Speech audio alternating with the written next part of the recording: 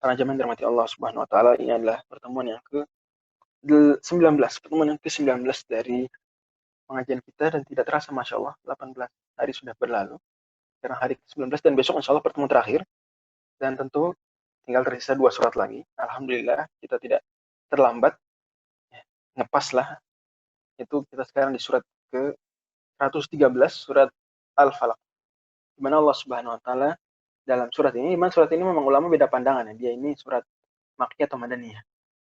Dan pendapat yang lebih kuat adalah dia surat Makkiyah, hanya saja dia kemudian turun lagi di Madinah.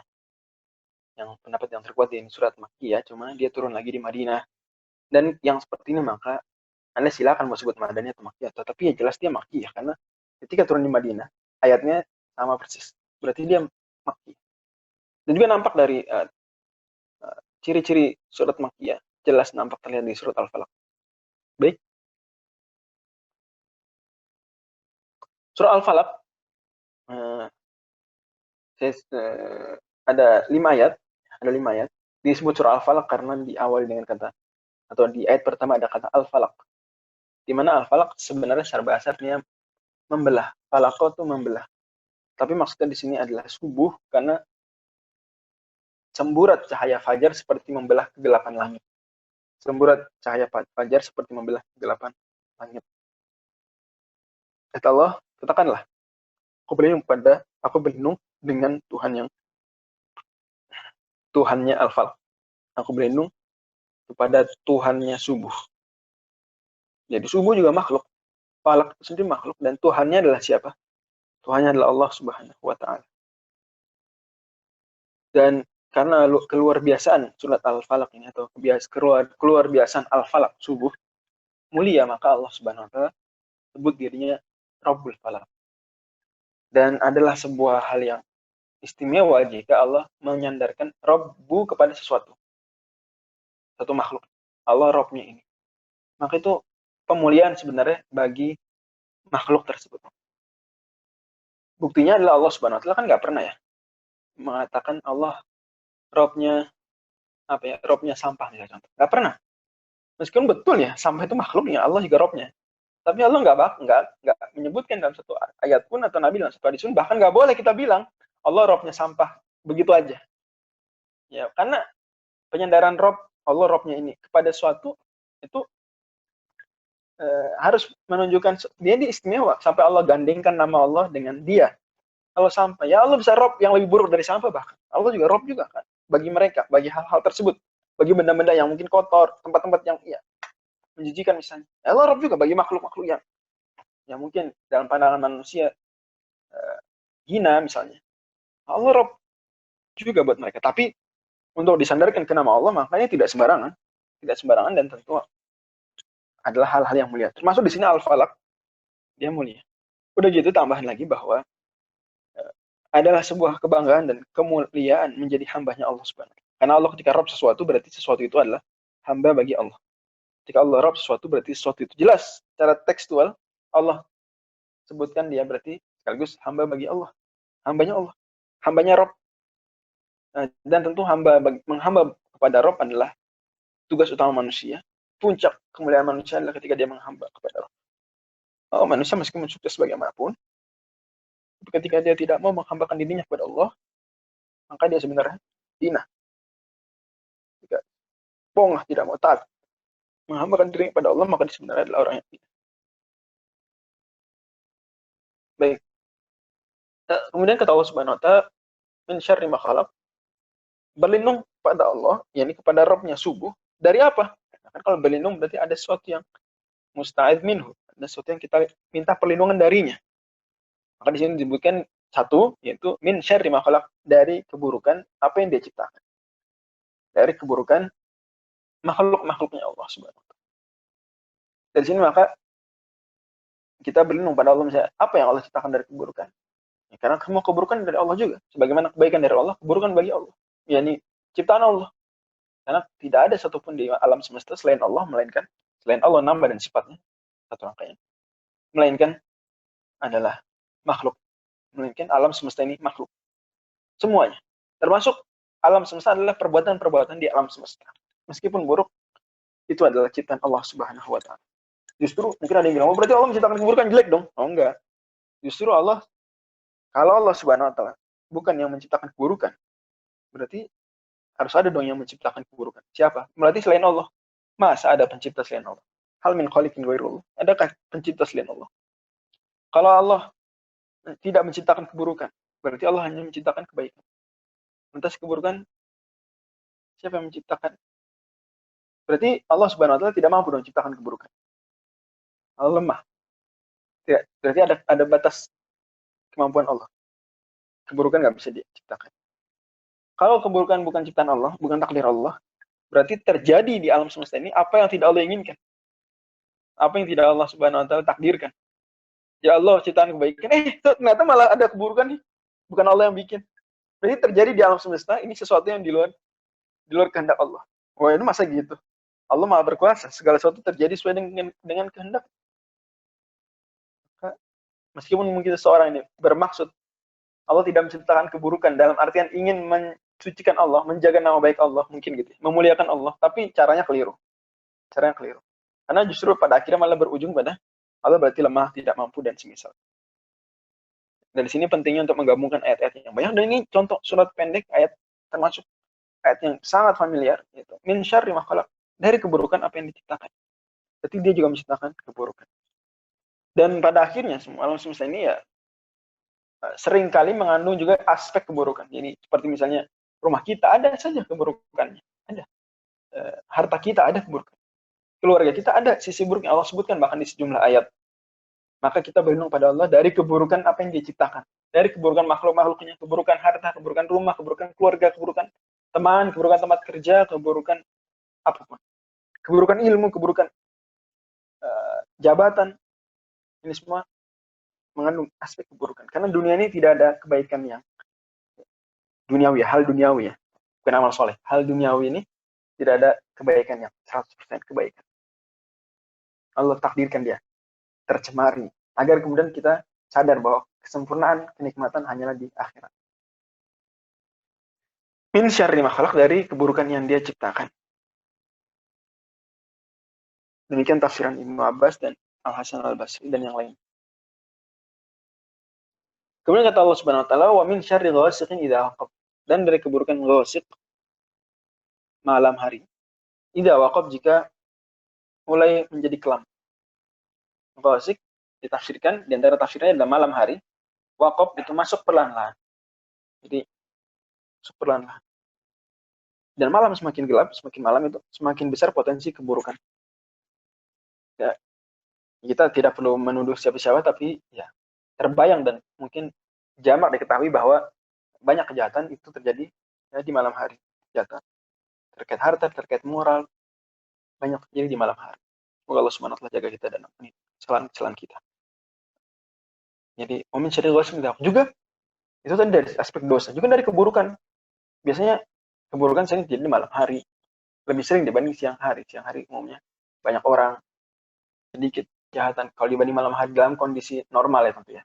Bisa jadi satu wilayah ada pengecualian, beda kultur misalnya, beda situasi, tapi pada dasarnya biasa penjahat beraksi di malam hari. Juga jin-jin, misalnya setan-setan juga banyak beraksi di malam hari, atau yang semisalnya. Namun syarri ghasiqin idza waqab. Juga ghasiq juga ditafsirkan oleh Nabi SAW, bahkan ada hadis marfu'. Tapi ini hadis sifatnya hadis penafsiran contoh, hadis Tirmidzi. Walaupun tentu contoh yang Nabi bawakan ini lebih afdol ya. Itu di mana Aisyah radhiyallahu anha meriwayatkan bahwa Nabi SAW memegang tangan Aisyah, kemudian melihat ke bulan dan mengatakan, Aisyah, mintalah pelindung kepada Allah dari ghasiq kalau dia waqaf. Kemudian Nabi tunjuk, hadza ghasiq idza waqaf. Ini bulan ketika dia menggerhana, ketika dia menggelap. Di bulan ini terang, tapi kan kadang menjadi gelap. Semisal kalau gerhana, semisal kalau semakin berakhir bulan.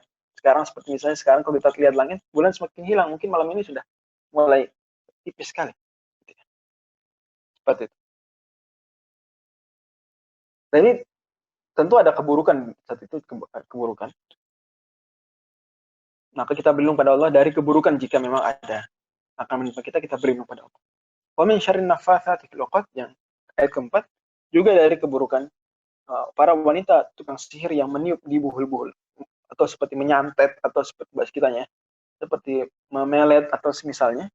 Nah, dia buhul-buhul, ini tali-tali dia tiup, kemudian mengganggu atau menyakiti orang tertentu. Jadi kita juga berlindung pada Allah dari sihir ini. Wa min syarri hasidin idza hasad, dan dari kedengkian orang yang dengki, keburukan orang yang dengki saat dengki.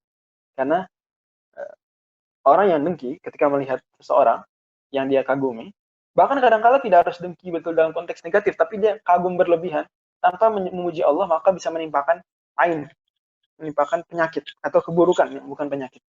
Dan ini kejadian yang nyata, al-ainu haq, demikian kata hadis surat Muslim, bahwa ain itu nyata benar adanya, maka kita selalu berusaha agar jangan berlebihan menampakkan nikmat. Kita nampakkan betul wa amma bi ni'mati rabbika fahaddits, tapi juga dilihat konteksnya, dilihat situasinya, dan juga tidak berlebihan. Cukup sampai taraf kita menampakkan kenikmatan agar sebagai bentuk syukur dan agar orang melihat nikmat Allah ada bekasnya di kita. Tapi juga kita menghindari orang-orang yang hasad, maka kita jaga jangan berlebihan diumbar sehingga nanti banyak yang menimpakan ain ke kita tanpa sadar atau secara sadar. Misalnya. Dan juga nih teguran juga bagi siapapun yang kita melihat hal yang indah agar benar-benar berzikir pada Allah. Menyadari segala macam yang menakjubkan itu adalah dari Allah Subhanahu wa taala, Allah yang menciptakannya, Allah yang menakdirkannya, maka kita puji Allah. Dan juga larangan di sini hasad, agar karena hasad akan menimpakan keburukan pada orang yang kita dengkikan. Oke, tadi gambaran secara umum tentang makna jemali dari ayat-ayat di surat Al-Falaq. Kita lanjut ke berikutnya, yaitu bahwa surat Al-Falaq ini, saya bilang tadi, diturunkan lagi di Madinah. Dan kisahnya adalah terkait dengan kisah Al-A'sam ibn Labid, di mana Al-A'sam bin Labid adalah salah seorang penyihir di kalangan Yahudi. Dia menyihir Rasulullah SAW. Hadisnya riwayat Bukhari Muslim.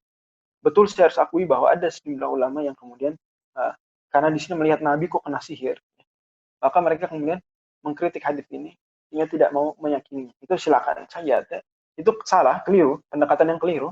Tetapi kelirunya tidak sampai menjadikan dia keluar dari Islam atau bahkan keluar dari Ahlussunnah wal Jamaah. Tapi ini pendekatan yang keliru.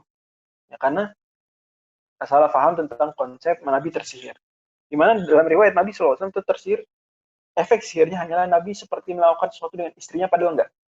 Nabi seperti melakukan sesuatu dengan istrinya padahal enggak. Nabi dikhayal. Dan hanya terbatas pada itu saja, dan langsung segera Allah Subhanahu wa taala utus Jibril membacakan surat Al-Falaq dan An-Nas sebagai ruqyah bagi Nabi SAW. Kemudian Nabi sembuh.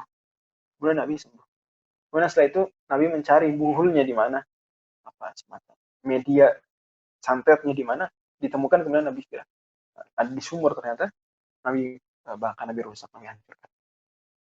Dan sihirnya hanya berefek itu tidak sampai mempengaruhi wahyu, atau Nabi jadi orang yang tersihir menyampaikan sesuatu sebagai bohong. Enggak. Hanya kasus itu saja. Tidak ada kasus lain Nabi tersihir. Dan itu juga sebagai ujian juga bagi umat kita, bagi umat Islam. Ujian, misalnya ujian agar mereka kemudian, kan ini terjadi pada pendapat ya, berarti ujian agar kemudian memilih pendapat yang terbenar, seperti itu. Juga ujian atau contoh bagi kaum muslimin agar jangan meremehkan penyakit yang disebabkan oleh magis atau sihir misalnya. Karena sekelas Nabi saja mungkin juga kena. Juga di sini pelajaran bahwa surat ini memang surat yang luar biasa untuk ruqyah. Itu tadi sebab nuzulnya diriwayatkan dalam Bukhari Muslim. Dan sikap yang ditempuh oleh mayoritas ulama adalah mengimani hadis tersebut dengan tetap menjaga dan meyakini bahwa Allah Subhanahu wa taala menjaga Nabi agar tidak tersihir dan salah di selain kasus tersebut. Dan tidak sama sekali mempengaruhi kenabian Nabi atau kevalidan dan validitas daripada ayat Quran. Semua tidak terpengaruh. Nabi hanya kena efek sihirnya apa? Seperti melakukan sesuatu dengan istrinya padahal enggak. Itu saja, tidak lebih. Tidak lebih dari itu. Baik. Kemudian kita lanjut ke 5 pelajaran terpenting dari surat ini. Namun kita mungkin lupa menyinggung apa hubungan antara surat Al-Falaq dengan surat An-Nas. Apa korelasi antara munasabah antara surat Al-Falaq dengan surat An-Nas. Di mana surat Al-Falaq dan Al-Ikhlas. Surat Al-Falaq dan surat Al-Ikhlas. Di mana surat Al-Falaq dan surat An-Nas ini turun bareng. Hubungannya surat Al-Falaq dengan Al-Ikhlas adalah karena surat Al-Ikhlas sama-sama diawali dengan Qul. Al-Falaq juga diawali dengan kul, dan sama-sama di situ pesan tauhidnya kuat. Bagaimana di Al-Ikhlas Allah menyuruh Nabi mengatakan Allah itu esa, maka di surah Al-Falaq Allah suruh berlindung kepada Allah. Seolah-olah Allah mengatakan di antara buah daripada tauhid adalah tidak meminta perlindungan selain kepada Allah. Jangan minta perlindungan pada dukun, pada setan, pada jin. Jangan minta perlindungannya pada Allah. Jangan seperti sebagian orang, dia kalau minta perlindungan kepada mbah-mbah, tidak boleh, ini kemusyrikan. Ya. Dan bertingkat-tingkat kemusyrikan, ya, tergantung kasus. Kalau dia sampai ke dukun minta penjagaan gitu ya, agar dijaga, ditanam jin supaya menjaga, ini berarti kemusyrikan. Jelas akan mencoreng tauhid. Maka ini cocok dengan surah Al-Ikhlas. Juga dari sisi bahwa sebagaimana Allah itu esa dalam zatnya, dalam perbuatan, dalam sifatnya, maka Allah juga harus diesakan dalam minta perlindungan. Allah jangan, Allah esa dalam segala-galanya, dalam zat, perbuatan, dan sifat, tapi kita menduakan Allah, kita tidak mentauhidkan Allah. Dan kita uluhiyah kita. Ketika Allah Subhanahu wa taala adalah satu-satunya dalam rububiyah. Ini berarti adalah sebuah hal yang keliru. Makanya surat Al-Ikhlas, kemudian setelah surat Al-Falaq agar memberikan contoh bahwa sebagaimana Allah esa, maka Allah juga harus diesakan dalam kita minta perlindungan. Jangan minta perlindungan pada selain Allah. Tentu ini tidak sama sekali berimplikasi kita tidak boleh minta suaka politik misalnya, atau penjagaan semisal ya penjagaan yang normal lah, kita menyewa satpam. Wah, kamu menyewa satpam ya, berarti kamu minta perlindungan pada manusia, pada selain Allah. Ya tidak seperti itu. Tidak seperti juga negara ya mendidik tentara ya, itu untuk menjaga, untuk melindungi, ke polisi misalnya, atau ada yang menyerang boleh.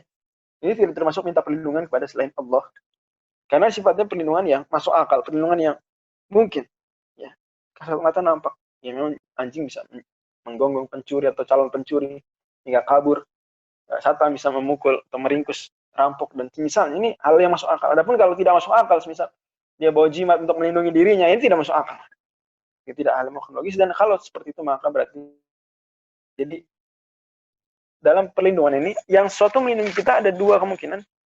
Kalau yang selain dua kemungkinan ini maka tidak boleh.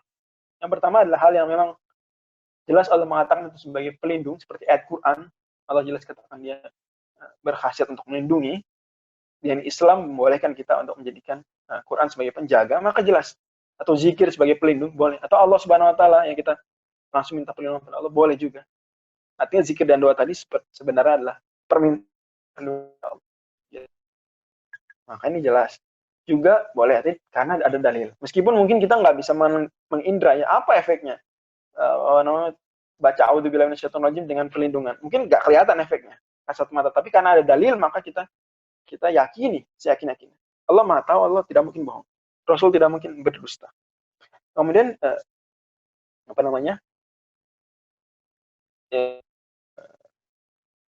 yang kedua,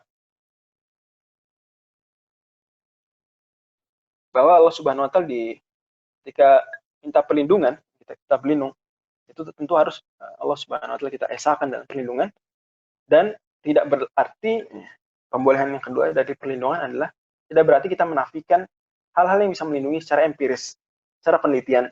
Jika memang secara logika betul bisa melindungi, seperti misalnya tadi payung melindungi kita dari hujan, atau anjing menjaga kebun atau ladang dari pencuri, maka ini logis.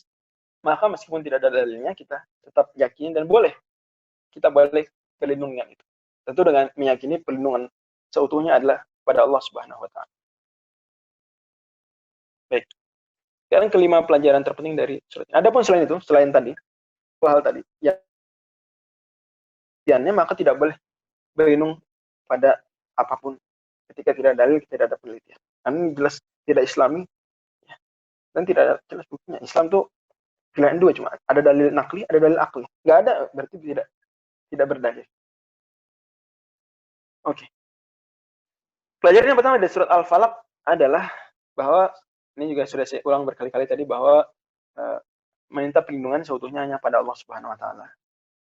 Dan kita dianjurkan minta perlindungan pada hal-hal yang kita lakukan agar dilindungi dari keburukan. Jangan sok-sokan, jangan merasa pede. Pelajaran yang kedua adalah bahwa Allah Subhanahu wa taala juga menciptakan keburukan. Keburukan juga ciptaan Allah. Hanya saja kita beretika, jangan kalau kejadian buruk kita katakan ini takdir Allah. Giliran baik Anda katakan ini kehebatan saya, ini Anda tidak berakhlak. Tidak berakhlak. Justru kalau baik-baik Anda sandarkan pada Allah, Anda puji Allah. Kalau buruk Anda salahkan diri sendiri, meskipun Anda yakin bahwa itu dari Allah juga, tapi etika. Kata Nabi SAW, wasyarru laisa ilaik. Keburukan tidak disandarkan padamu, yakni betul Allah menciptakan keburukan, tapi jangan kita menyandarkan keburukan pada Allah dalam rangka etika. Itu dari min syarri makhluk. Pelajaran berikutnya adalah bahwa kesendirian, kesepian, dan juga gelapnya malam ini potensi-potensi keburukan. Tentu pada dasar kita menghindari kesendirian, menghindari kondisi gelap, dan semisal nyatanya, karena itu Nabi SAW memakruhkan, melarang pergi sendirian, melarang tidur sendirian. Ini bentuk penjagaan dari keburukan. Nabi juga melarang tidur di atas atap rumah, tidak ada atasnya, apapun ini, tidur di atas loteng, itu juga makruh. Ini seperti itu. Walaupun tetap ya, mematikan lampu sebelum tidur itu disunahkan, itu tidak termasuk. Tapi tadi kalau sendiri tidur makruh. Kalau apa namanya, tidur di atas loteng makruh. Safar sendiri makruh. Bahkan mungkin larangan lebih keras. Kemudian pelajaran yang keempat adalah bahwa sihir itu nyata. Sihir itu nyata, ada betul adanya, kita yakini. Tentu kita yakini adanya ya. Tidak berarti kita lakukan atau kita justru menjadi praktisinya atau mempercayai dukun, tidak. Tapi kita yakini sihir kalau memang dia dilakukan maka itu ada efeknya. Maka kita minta perlindungan, dan banyak dalil di Quran dan di hadis tentang sihir. Sihir nyata adanya.